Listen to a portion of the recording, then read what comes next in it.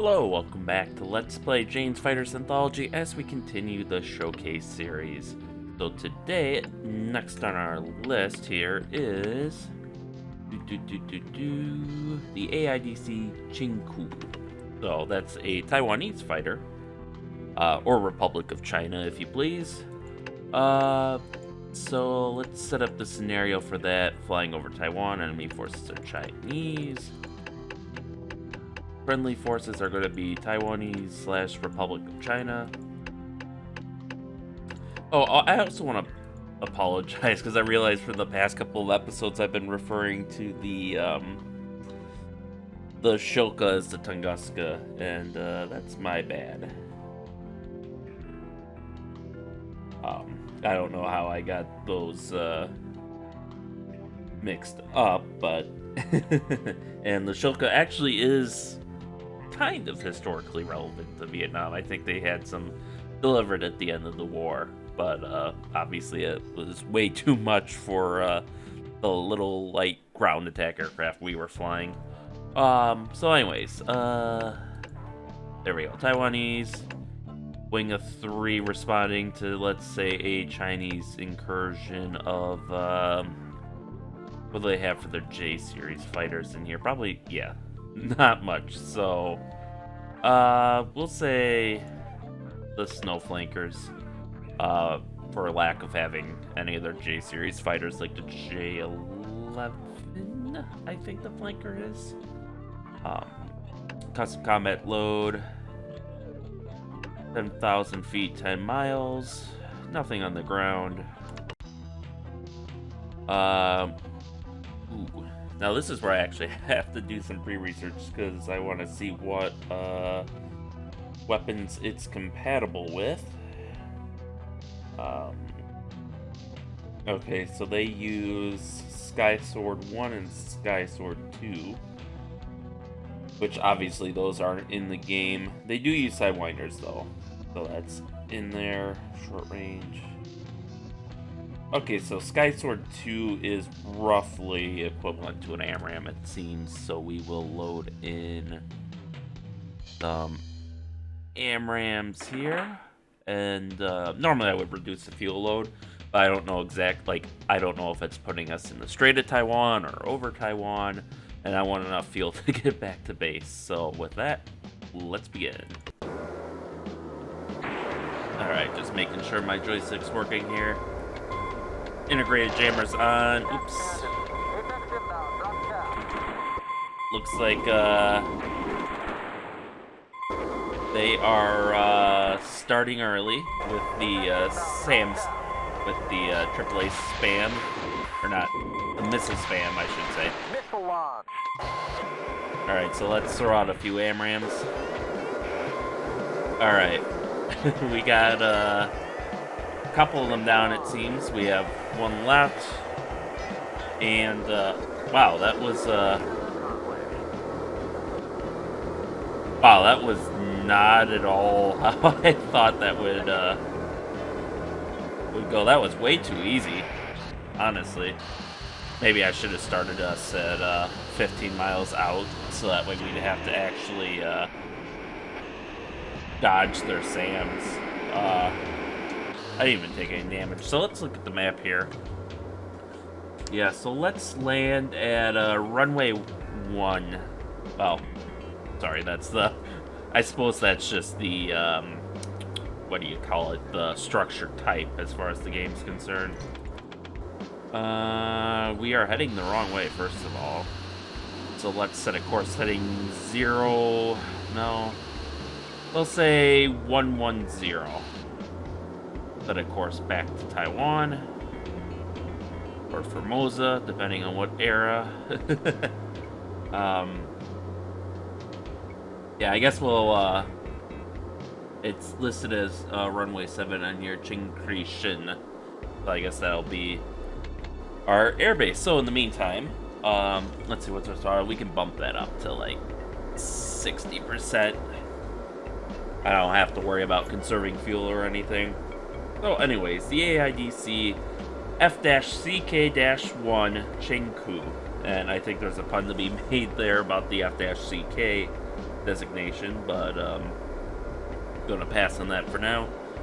So the Chinku is also known as the Indigenous Defense Fighter, and it's a multi-role combat aircraft named after the Chinku. I'm probably butchering the pronunciation of all this, but he was a notable president of the Republic of China. And the aircraft made its first flight in 1989.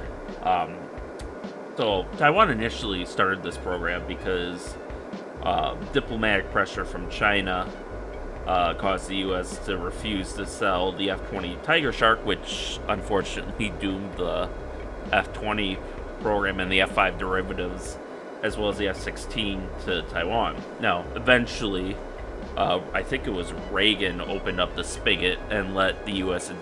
export more advanced technology, like the F-16. So the Republic of China / Taiwan does use the F-16 today. They have some AB variants, and I think they have some V variants on order.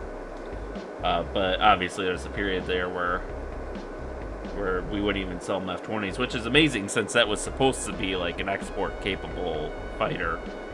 But there's probably some politics involved there too, internally, not just between the U.S., China, and Taiwan. So the contract ended up going to the Aerospace Industrial Development Corporation, which is based in Taichung, Taiwan. And this project actually has its roots in the late 1970s with a project called Yin Yang. And so President Chiang Ching-kuo decided to expand their indigenous defense industry just because, with the U.S. establishing formal relations with China, which also ended the Mutual Defense Treaty with Taiwan. Obviously they realized they couldn't necessarily always count on a foreign supplier to come to their aid, so he started creating an indigenous defense industry.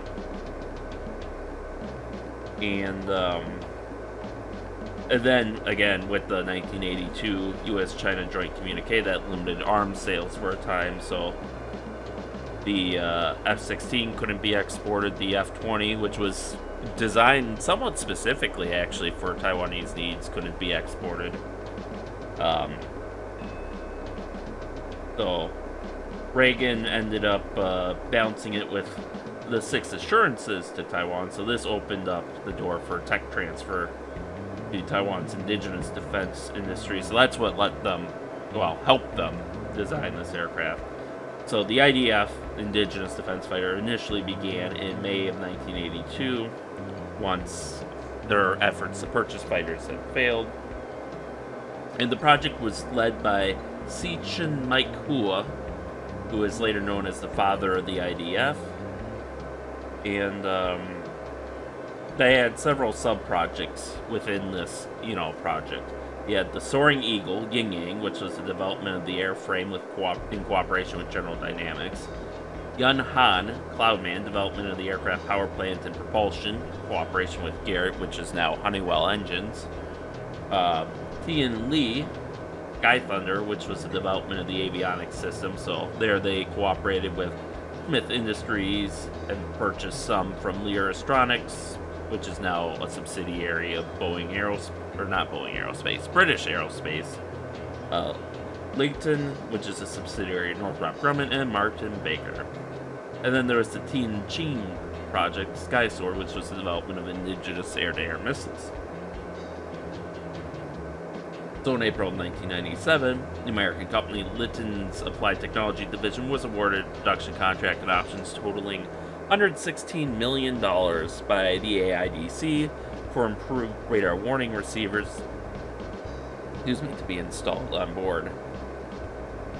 Now, with the Yunhan project, exports of advanced engines like the General Electric 404, the Pratt & Whitney F-100 were not available, and the older General Electric J85 and J79 were considered unsuitable in their performance, and most European American corporations declined to cooperate with the project. So there were only The only company really willing to cooperate with them was Garrett under a joint investment framework. And following the success of their TFE-731 engine, they announced joint research of the TFE-1042 afterburner with Swedish company Volvo Flygmotor. And this was supposed to be a cost-effective propulsion plant for light strike aircraft and advanced trainer aircraft with a thrust of 4,260 foot-pounds, or 18.9 kilonewtons drive, and 6,790 foot-pounds, or 30.2 kilonewtons with the afterburner. And they ended up redesigning it, the TFE 1042-7 into the TFE 1042-70 by making modifications like changing the bypass ratio from 0.84 to 0.4.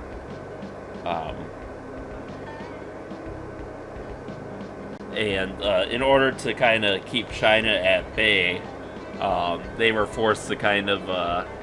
okay, we're a little off course, so we're going to change our heading to... what is that going to be about? 070. There we go. So basically the project was touted as a civilian jet engine with an afterburner.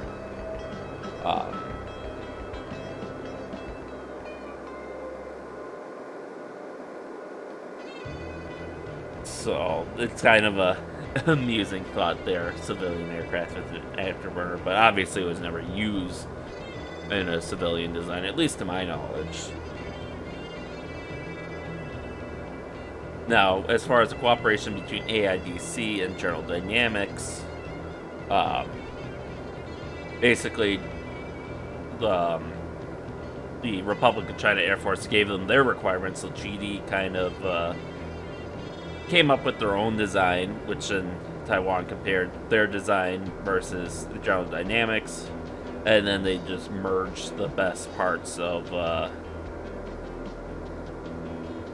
the two designs, I believe.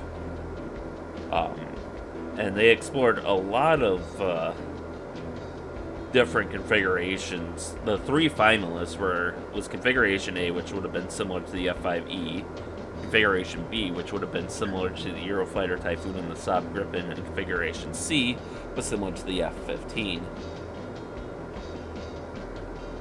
And there was also another configuration, Configuration G, and eventually Configuration G4 was selected, but with the features of C2. And you can see how that looks today, in that it's kind of like the F5 and the F-16 had a child. So the indigenous defense fighter is equipped with the GD-53 Golden Dragon multimode monopulse pulse Doppler radar, which is based on the General Electric AN/APG-67 X-band radar that was developed for the F-20, while sharing some technologies from the AN/APG-66 radar of the F-16A, and using a larger antenna than the F-20. So this gave them better performance than what they would have had originally with the F-20.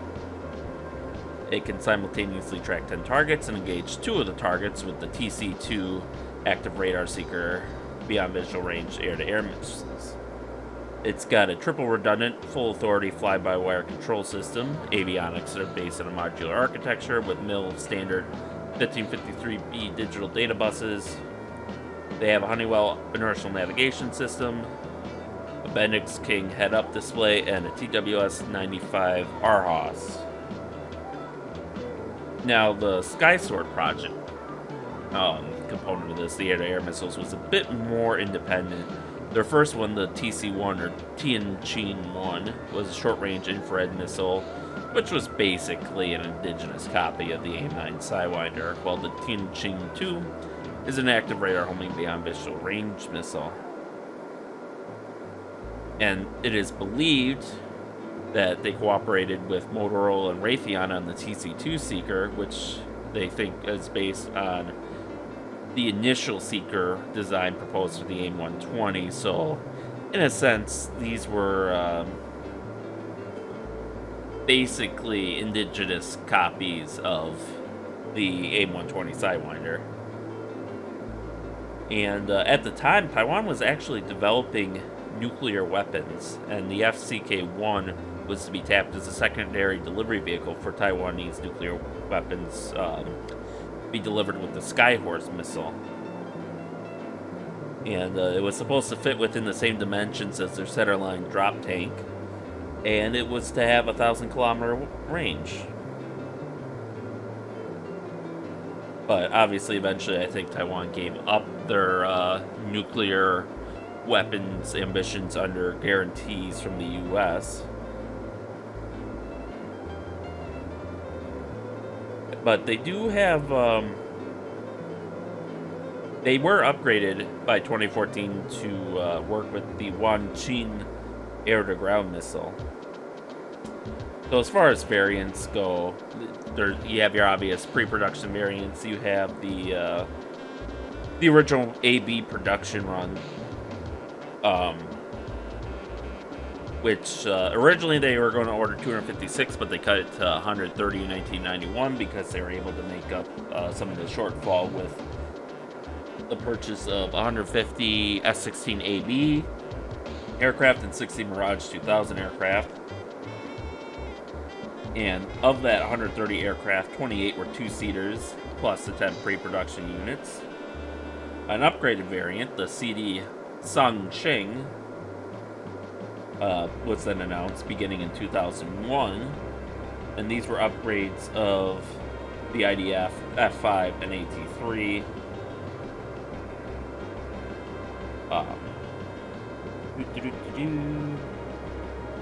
And what these updates entailed is supposedly a stealth variant with more powerful engines, improved fire control. I somewhat doubt the stealth claims, but that's not anything against Taiwan. I just routinely doubt stealth claims because a lot of them seem meh at best. Like, oh, we changed the geometry of this part, so this part reflects a little bit less radar energy, you know, and that's enough, I think, for a company to say, oh, it's stealthy, you know. It's like, no, it's not. They are also modified to carry an additional 771 kilograms of fuel. They had improved avionics suit, retrofitted electronic warfare capabilities, and new weapon systems. They needed a redesigned landing gear in order to handle all the extra weight and fuel. And in the end, their plans for a radar-absorbent stealth fuselage was dropped because the fighter was so overweight at that point. They also increased the carrying capacity for their TC-2 missiles, as well as the TC-2A anti-radiation missile and the Wanqian cluster bomb. They toyed with the idea of conformal fuel tanks, but these didn't make it to final production. And they also upgraded mission computers, electronic countermeasures, electronic warfare systems, and incorporated active IFF system and terrain following radar. So the first flight was success. Blah, blah, blah, blah, blah. I can't talk today. The first flight of the upgraded IDF was successfully completed a few days ahead of schedule in early October. Then on March 27th, 2007, President Chen Shui-bian witnessed the flight of the F-CK-1D and announced that the upgraded IDF would be named Zongying, Brave Hawk, which signifies that the new fighter would protect the homeland just like the crested goshawk. So as of 2009, 71 F-CK-1A and Bs are being upgraded to the CD variants over 4 years. And the last upgraded variant was delivered in 2018. And now I need to focus on landing here, so I'm going to stop reading for the most part. There were some plans to... there was another project that would have used the SCK-1 as a basis for an advanced trainer, and they had a few prototypes made under the AIDC T5 Brave Eagle program. And they had 4 prototypes in 2019. Alright, we're coming in a little hot here. Now I actually do need to focus here.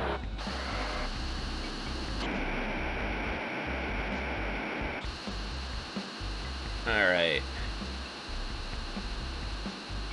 I think that should be enough. Let's drop the throttle a little bit more.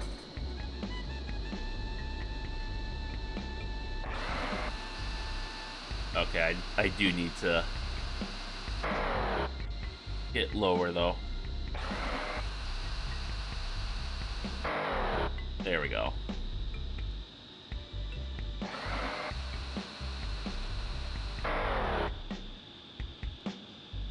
There we go.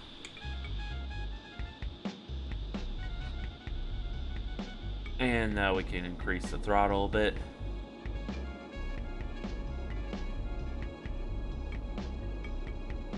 And it should be a nice smooth landing.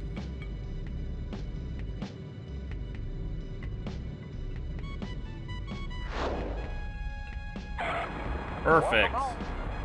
Absolutely perfect. Alright, so. Obviously the only operator of the aircraft is Taiwan. They have a total of 137 aircraft, including 6 prototypes. As far as overall specifications goes,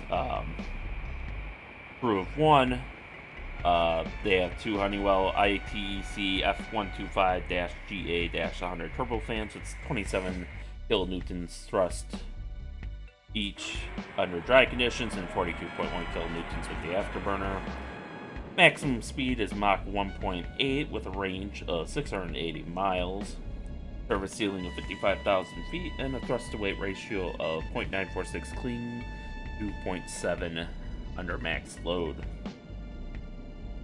Armament includes one 20mm M61A1 6-barrel Gatling cannon in the nose, plus any combination of 4 Sky Sword 1s, 4 Sky Sword 2s, AIM-9 Sidewinders, Mavericks, Sung Feng 2 anti-ship missiles, 1 Ching air-to-ground cruise missiles, and it can also carry bombs. Actually, I should have been clear, they have 6 hard points, I believe, because at least as far as the game goes, we had 4 hard points for air-to-air missiles, and then I assume 2 wingtip hard points for short-range air-to-air missiles. And the avionics includes 1 GD-53 X-band pulse Doppler radar with an effective lookup range of 35 miles and a look-down range of 24 miles. So that is the F-CK-1 indigenous fighter, which fortunately has yet to be used other than training and intercepting Chinese violations of Taiwan's air defense identification zone. So we'll just park her here.